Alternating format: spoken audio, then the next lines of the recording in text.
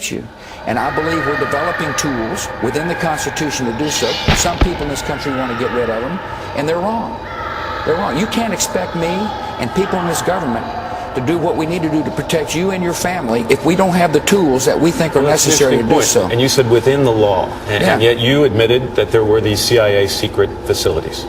So what? Why is that not within the law? The head of Amnesty International says secret sites are against international law. Well, we just disagree with him. And plus, my job is to protect you. And most American people, if I said that we had who we think's the mastermind of the 9/11, they would say, why don't you see if you can't get information out of him without torturing him, which is what we did. Were you made personally? My job is to protect this country, Matt. And I'm going to, within the law. And it gets second-guessed all the time by people who don't live in the United States. But let me remind you, September the 11th for them was a bad day. For us, it was a change of attitude. These alternative methods you talked about in terms of extracting information from these suspected terrorists, were you made personally aware of all of the techniques that were used, for example, against Khalid Sheikh Mohammed, and did you approve all of those techniques? I told our people get information without torture, and was assured by our Justice Department that we were not torturing. It's been reported that with Khalid Sheikh Mohammed, he was what they call waterboarded. I'm not going to talk about techniques that we use on people. One reason why is because we don't want the enemy to adjust. American people need to know we're using techniques within the law to protect them.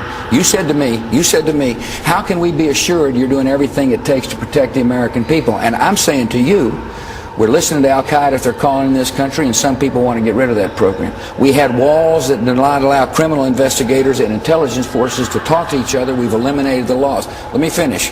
But one of the best source, according to those who are on the front lines of protecting the American people, is when we pick up somebody off of a battlefield, that we interrogate them within the law to get data. And I would strongly urge people to look at that speech I gave, because I declassified classified information to show how important the information we got from whom we think is the mastermind of the September the 11th attacks. I don't want to let this within the law issue slip, though. I mean, if in fact there was waterboarding used with Khalid Sheikh Mohammed, and for the viewers, that's basically you strap someone to a board and you make them feel as if they're going to drown. You put them underwater.